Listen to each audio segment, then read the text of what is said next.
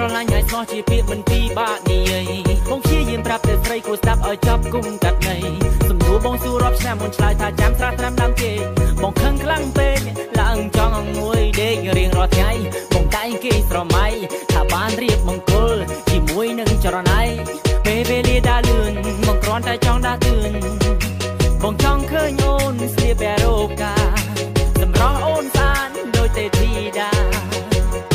រៀបការនឹងបងបានទេរៀបការនឹងបងបានទេ baby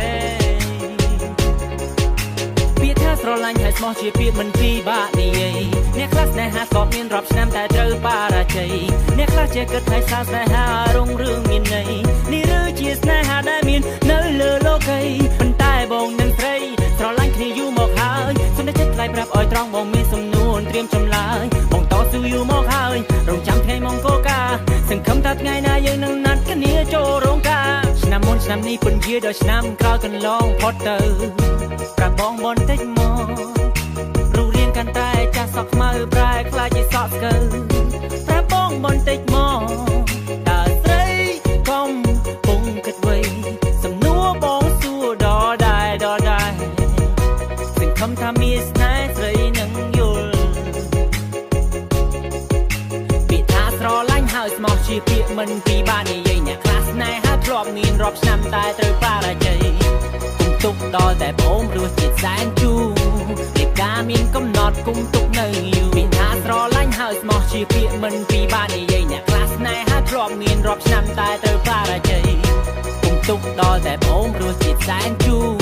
រៀបការមានកំណត់គុំទុកនៅយូរពាក្យថាស្រឡាញ់ហើយស្មោះជាពាក្យមិនពីបាក់និយាយអ្នកខ្លះស្នេហាស្បមានរាប់ឆ្នាំតែត្រូវបរាជ័យអ្នកខ្លះជាគិតថាស្នេហារុងរឿងមានន័យនេះឬជាស្នេហាដែលមាននៅលើលោកីប៉ុន្តែបងនឹងស្រីស្រឡាញ់គ្នាយូរមកហើយសុំតែចិត្តថ្លៃប្រាប់ឲ្យត្រង់បងមានសំនួនត្រៀមចម្លើយបងតស៊ូយូរមកហើយរងចាំថ្ងៃមង្គលការសង្ឃឹមថាថ្ងៃណាយើងនឹងណាត់គ្នាចូលរោងការស្រឡាញ់គ្នាយូរប៉ុណ្ណាទៅស្រស់នៅឡងព្រមរៀបការធ្វើការខំសំលុយដើម្បីទុកសងបណ្ដាការបងត្រៀមលក្ខណៈគ្រប់គ្រាន់គម្រោងនឹងមានគ្រួសារតម្លៃស្នេហាប៉ុណ្ណាគឺត្រូវតែចូលរោងការភាពស្និទ្ធស្នាលផ្អែមហើយមិនរសាយនៅដល់ដែរបញ្ហាធំប៉ុណ្ណានៅរត់ររស់ចិត្តក្បែរយើងមានកំហុសសំខាន់ឲ្យតែយើងចេះកែនោះក្តីស្នេហាយើងចោះសម្រងណាមានស្នេហ៍ពាក្យថាស្រឡាញ់ហើយស្មោះជាពាក្យមិនពីបាននិយាយអ្នកខ្លះស្នេហាធ្លាប់មានរាប់ឆ្នាំតែត្រូវបរាជ័យគុំទុកដល់តែបងរសជាតិសែនជូរ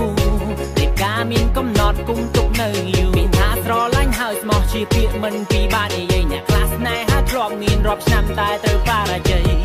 គុំទុកដល់តែបងរសជាតិសែនជូរ